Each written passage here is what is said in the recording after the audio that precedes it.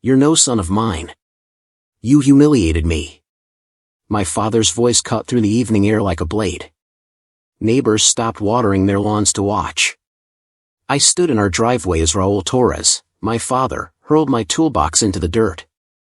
Tools I had used since high school scattered across the gravel. Every dollar I spent on your education, I want it back, he shouted. His face was red, veins bulging in his neck. Behind him, my mother stood frozen in the doorway, her hand pressed against her mouth. He threw the keys to his truck at my feet. They landed with a metallic clink that somehow sounded louder than his screaming. My hands shook. Not from fear, from the realization that this man, who had raised me, who had taught me to swing a hammer and read blueprints, only loved the version of me he could control. Please subscribe to the channel and write in the comments where you're listening from. My name is Liam Torres, and this is the moment I realized my father's love had conditions I could never meet. I packed my things while his voice echoed down the hallway. He was still yelling, calling me a coward for running away. Each insult felt like another nail in a coffin I was building for the person I used to be. My younger brother, Mateo, slipped into my room. He was 19, still living at home, still trying to please Dad. He helped me fold clothes without saying much. His eyes were full of guilt, like he should have defended me but could not. "I'm sorry," he whispered as I zipped my duffel bag. "Don't be," I said. "This isn't your fight." As I walked toward the front door, my mother appeared. She pressed something into my hand, a folded piece of paper. Her eyes were wet, but she did not speak. She just squeezed my hand once and stepped back. I shoved the note into my pocket without reading it. I could not handle more pain right then. The door closed behind me. I did not look back. 2 years earlier, everything had been different. I stood beside my father at the unveiling of Sunrise Heights, a luxury apartment complex Torres Construction had just completed. The building gleamed in the afternoon sun, all glass and steel and ambition. Raul had his arm around my shoulders as cameras flashed. "This is my son, Liam," he told the investors and journalists. "My heir. One day, all of this will be his." I beamed with pride. I had worked on that project for 18 months, learning every aspect of the business. I thought I was building a future. I thought I was earning his respect. What I did not know was that the title of heir came with chains. It meant doing things his way, always. It meant swallowing my ideas and pretending his methods were the only ones that mattered. I was 24 years old, and I believed my father's approval was the most important thing in the world. I was wrong. Late one night in the office, I showed my father a proposal I had been working on for months. Eco-homes built with recycled steel, solar panels integrated into the design, water recycling systems. Sustainable construction that would still be profitable. Raul barely glanced at the drawings. He laughed, a short, dismissive sound that made my stomach drop. "No one wants that green nonsense, Liam," he said. "People want cheap and fast. That's how you make money." "But this could set us apart," I argued. "Younger buyers care about sustainability."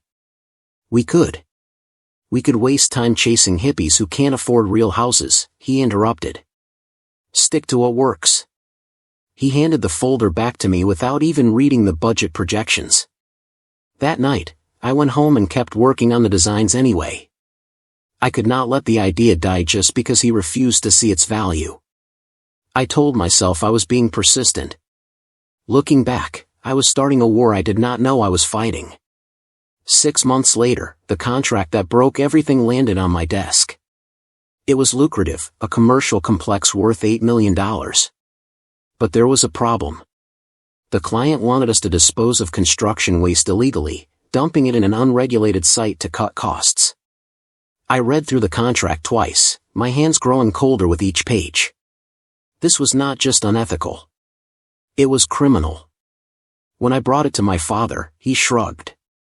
"Everyone does it. Don't be naive. Dad, we could lose our license. We could get fined, maybe worse. Only if we get caught," he said. "And we won't." I thought about it for 2 days. Then I made my choice. I called the client and told him we could not accept those terms. I offered an alternative disposal plan that was legal but slightly more expensive. The client withdrew the contract entirely. Raul found out during a dinner with investors. He stood up from the table, face pale with rage, and accused me of sabotaging the family in front of everyone. The next family dinner was unbearable. Raul sat at the head of the table like a judge delivering a sentence. He told everyone, my uncles, my cousins, even my grandmother, that I had cost the company millions of dollars. Liam thinks he's smarter than everyone else, he said, cutting his steak with sharp, angry motions. He thinks ethics matter more than keeping a roof over our heads. My uncles nodded along. My cousins avoided my eyes. No one defended me. My mother sat across from me, her hands trembling as she reached for her water glass. She cleared the plates later without saying a word, her silence louder than any accusation. Matteo ate quickly and excused himself early. I did not blame him. Staying at that table felt like drowning. After dinner, I stood alone in the kitchen while everyone moved to the living room. I could hear them laughing, the tension already forgotten. For them, it was just another family argument. For me, it was the beginning of the end. The next morning, Raul cornered me in the office. He closed the door and stood between me and the exit. You're going to apologize to the client, he said. You're going to tell him we'll accept his terms. And you're going to sign the deal. I can't do that, I said. His jaw tightened. Can't or won't? Both. For a moment, I thought he might hit me. His fists clenched at his sides, his breathing harsh and uneven. Then you're out, he said quietly. Out of the company. Out of my will. Out of this family. Dad. Get out of my office. I stood there for a few seconds, waiting for him to take it back. Waiting for him to remember I was his son. But his eyes were cold, distant, like he was looking at a stranger. I walked out. The door clicked shut behind me. That afternoon, I cleaned out my desk while the other employees pretended not to notice. Within a week, my professional reputation collapsed. Raul told everyone who would listen that I had stolen from the company. He said I had embezzled funds, falsified documents, betrayed his trust. None of it was true, but the damage was done. Clients stopped returning my calls. Contractors I had worked with for years suddenly had no projects available. My name became toxic in the industry. One night, Matteo showed up at the cheap motel where I was staying. He looked scared, glancing over his shoulder as he slipped inside. I need to tell you something, he said. Dad forged your signature on a contract. The illegal dumping one. He made it look like you approved it before backing out. My blood ran cold. Why would he do that? To justify firing you. To make himself look like the victim. Matteo handed me a USB drive. I copied the files. The original contract with your real signature, and the forged one. I thought you should know. He left before I could thank him. I had been homeless for 3 weeks when I finally opened the note my mother had given me. I was sitting on a bench in a park, my duffel bag at my feet, wondering how my life had fallen apart so completely. The note was crumpled from being shoved in my pocket for so long. I unfolded it carefully. Her handwriting was shaky but clear. Your father fears you because you dream bigger than him. Don't stop. I read it 3 times. Then I folded it back up and put it in my wallet. It was the first spark of hope I had felt in weeks. Not because she had defended me, she had not where it mattered.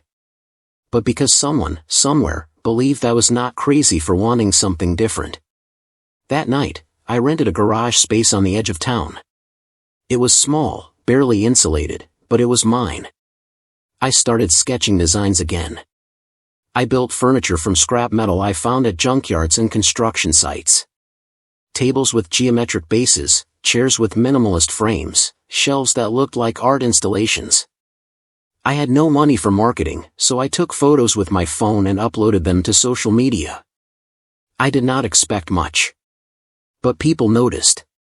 A sustainable design blogger reached out, asking if she could feature my work. Her site had 50,000 followers. Within days, orders started trickling in. It was not much, a table here, a chair there, but it was something. It was proof that my ideas had value, even if my father could not see it. I worked 16-hour days in that freezing garage, welding metal and sanding edges until my hands bled. Every piece I made felt like an act of defiance. I was building something my father could never take away from me. My own name.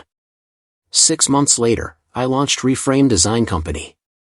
The name was deliberate. I was not just building furniture, I was reframing my entire life. Taking the broken pieces and turning them into something new. Orders increased. I hired a part-time assistant, then a second one. We moved from the garage to a small warehouse space. My first major client was a young entrepreneur named Camila. She had worked for Torres Construction years ago, back when I was still learning the business. She remembered me as someone who cared about quality. "I always thought you'd do something great," she said when she placed an order for 15 custom pieces. "Your father was too small-minded to see it." Her words meant more to me than she knew. Reframe was growing, slowly but steadily. And for the first time in my life, I was proud of something I had built entirely on my own. A year passed. Reframe gained investors who believed in sustainable design. We expanded into architectural consulting, helping builders integrate eco-friendly materials into their projects. I kept a low profile, focusing on the work rather than the recognition. But I could not help noticing the headlines about Torres Construction. Financial troubles. Failed contracts. Lawsuits from clients who discovered illegal dumping. Raul was paying for the shortcuts he had taken. The empire he had built was crumbling, and everyone could see it. I did not feel satisfaction. I felt something sadder, the realization that my father had destroyed himself through his own stubbornness. Matteo called me occasionally with updates. "He won't admit he's struggling," Matteo said. "But the company's drowning. He mortgaged everything to stay afloat." I thanked him for the information but did not ask for more. I had my own life to build. One evening, Matteo showed up at my office unannounced. He looked exhausted, older than his 21 years. "Dad's desperate," he said. "He's losing everything." He handed me a file folder. Inside were documents showing that Raul had mortgaged company land under illegal permits, bypassing environmental assessments to secure loans faster. "Why are you giving me this?" I asked. "Because you deserve to know what he's capable of," Matteo said. "And because..." "I don't know. Maybe you can do something with it. Something better than what he would do." I looked through the documents. This was ammunition. I could destroy my father's reputation completely, expose the corruption, ruin him publicly. But I had learned something over the past year. Revenge was not the same as justice. I told Matteo I would think about it. I spent weeks debating what to do with the information. Part of me wanted to expose Raul, to show the world what kind of man he really was. But that was not who I wanted to be. Instead, I made a different choice. I contacted an investment fund I had been working with and arranged to buy the mortgaged land anonymously. It was a strategic move, the land was valuable, positioned perfectly for future development. Raul would never know I owned it. But when he eventually needed to expand or refinance, he would have to come to the fund for permission. I was not seeking revenge. I was positioning myself to help on my terms, if he ever became humble enough to accept it. It was both moral and strategic. I was learning that real power did not come from destruction. It came from creating something better. 6 months later, Reframe won a massive government contract for an eco-housing project. It was the biggest opportunity we had ever received, 50 sustainable homes built on land that needed environmental rehabilitation. The project required permits and partnerships with existing landowners in the area.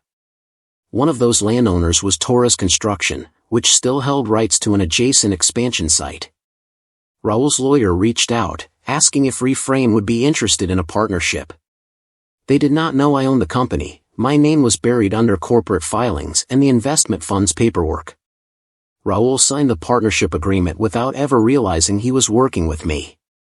The contract signing was scheduled for a Tuesday afternoon at a downtown conference center. I prepared myself for the moment I had been both dreading and anticipating for over a year. I walked into the conference room exactly on time. The lawyers were already seated. Raul sat at the head of the table, flipping through documents, looking older and more tired than I remembered. When I entered, the room went silent. Raul looked up. The color drained from his face. His mouth opened slightly, but no words came out. "Hello, Dad," I said calmly. I set my briefcase on the table and took the seat directly across from him. "I believe we have some contracts to review." His hands started shaking. He looked at his lawyer, then back at me, confusion and anger warring on his face. "What is this?" he demanded. "Business," I said. "You signed a partnership agreement with the investment fund that owns this land. I'm the managing partner of that fund. So technically, you signed a contract with me." He stood up abruptly, his chair scraping against the floor. You set this up?" "I bought the land legally. You needed a partner. This is just business, Dad." His jaw clenched. For a moment, I thought he would walk out. But he needed this deal. And we both knew it. Raul tried intimidation first. He leaned across the table, his voice low and threatening. "You think you can humiliate me like this? In front of lawyers?" "I'm not trying to humiliate you," I said. "I'm trying to build something. If you want to be part of it, we can work together. If not, you can walk away." Then he tried guilt. "I'm your father. How can you do this to your own family?" I looked at him steadily. "Family doesn't demand receipts, Dad. Family doesn't forge signatures or spread lies. You taught me that actions have consequences. I'm just applying the lesson." His face twisted with anger, but he had no response. The truth was too obvious. The lawyers exchanged glances. One of them cleared his throat. "Shall we proceed with the contract review?" Raul sat back down slowly. For the first time in my life, I saw him powerless. He had no leverage, no control, no way to manipulate the situation. I had built something he needed. And I had done it without compromising my principles. The board meeting happened 2 weeks later. Raul attended as a minority stakeholder, forced to listen as the project team presented plans. They praised the transparency of the eco-housing initiative. They talked about modern building ethics, sustainable practices, and long-term environmental impact, all the things my father had once mocked as green nonsense. When the vote came, the board sided unanimously with my approach. Raul was stripped of executive control over the partnership. He would receive financial compensation, but he had no say in how the project was managed. Someone recorded his reaction, a tantrum in the parking lot where he shouted about betrayal and injustice. The video went viral within hours, shared across construction industry forums as an example of the old guard collapsing. I did not watch it. I did not need to. The humiliation he felt was his own creation, built from years of arrogance and refusal to adapt. My mother visited my office on a quiet Thursday afternoon. She had called ahead, asking if we could talk privately. She looked smaller than I remembered, her hair more gray, her hands clasped nervously in her lap. "I stayed silent all those years," she said. "I thought I was protecting Mateo. I thought if I kept the peace, your father wouldn't turn on him too." "I understand," I said. "No," she said firmly. "You don't. I was a coward. I watched him destroy you, and I said nothing. I let you leave without defending you." Tears filled her eyes. "You did what your father never could. You built something honest. Something good. And I'm so proud of you." We sat together in silence for a long time. Then she hugged me, and I realized I had been waiting for that moment for 2 years. Forgiveness was not instant. But it was a start. Raul's downfall was swift and complete. Investors pulled out of Torres Construction. His reputation, already damaged by lawsuits, shattered entirely after the viral video. The company he had spent 30 years building began to dissolve. Employees left. Equipment was sold off. The Torres Construction sign came down from the office building. He blamed everyone, his lawyers, his former partners, the market, the economy. He blamed me most of all. But he never blamed himself. Matteo told me he sat alone in the empty office some days, staring at the walls like he was waiting for something that would never come back. I felt a strange mixture of pity and relief. Pity because watching someone self-destruct is never satisfying. Relief because I was finally free from his shadow. His empire had fallen. But I was still standing. I unveiled the rebrand 6 months later. Torres Reframed, a sustainable architecture firm that honored the craftsmanship of the past while embracing the ethics of the future. The logo featured our family name, but with a new design. Clean lines. Open spaces. A bridge between what was and what could be. At the launch event, I gave a short speech. This company is built on the work of those who came before us, the builders, the craftsmen, the dreamers. But it's also built on a refusal to repeat their mistakes. We honor the past by doing better. People applauded. Investors shook my hand. Matteo stood in the back of the room, grinning. I had taken the name my father tried to bury and turned it into something he could never have imagined. The first family gathering after the rebrand was awkward. It was my grandmother's birthday, and my mother had insisted I attend. I walked in wearing a tailored suit, my company logo stitched subtly on the pocket. Through the window, the Torres Reframed tower was visible on the skyline, lit up against the evening sky. Raul sat in the corner, refusing to make eye contact. He looked smaller somehow, diminished by bitterness. Matteo clapped me on the back. You did it, man. You really did it. My mother smiled at me from across the room, tears shining in her eyes. I stayed for an hour, made polite conversation, then left. I did not need their approval anymore. I had built something that stood on its own. I found out later that Raul had moved to a modest apartment across town. The house he had been so proud of, the one with the 3-car garage and the pool, had been sold to pay off debts. One afternoon, I drove to his apartment. I knocked on the door, unsure if he would even answer. He opened it slowly, his expression wary. I'm starting a mentorship program, I said. For young builders who want to learn sustainable construction. I thought you might want to be involved. Share your experience. He stared at me. For a moment, I thought he might say yes. I thought maybe, finally, he could let go of his pride. But then his jaw tightened. I don't need your charity. It's not charity, I said. It's an opportunity.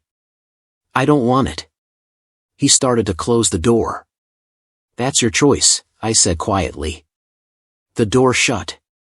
I stood there for a few seconds, then walked back to my car. I had offered him a bridge. He chose to burn it. A few months later, I was invited to give an interview for a business podcast about leadership and innovation. They wanted to talk about how I had rebuilt after losing everything. Near the end, the host asked, "Your father publicly disowned you. Do you ever think about reconciliation?" I smiled. I think about it. But reconciliation requires two people willing to change. I've done my part. I've built something I'm proud of. If he ever decides to let go of his anger, I'll be here. What would you say to people who think you're being too forgiving? I'd say forgiveness isn't about forgetting. It's about refusing to let someone else's bitterness define your future. Sometimes you have to reframe the dream, not destroy it. The interview went viral within days.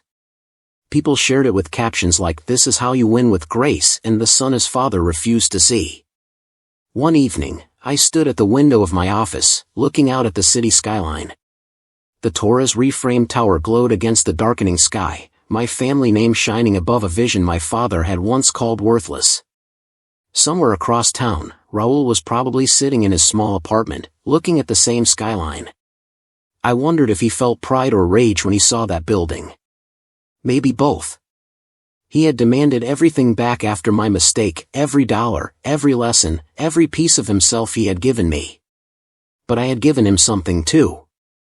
I had given him exactly what he always wanted, a legacy with the Torah's name on it. Just not the way he had imagined. And that was what he would never forgive. He wanted control. I gave him proof that control was an illusion. He wanted obedience. I gave him innovation. He wanted me to fail. I gave him a tower that bore his name, built on principles he despised. I did not destroy his dream. I reframed it. And in doing so, I built something he could never tear down. Some endings are not about revenge. They are about becoming so undeniably successful that the people who doubted you have no choice but to watch you rise. That was my ending. And I would not change a single moment.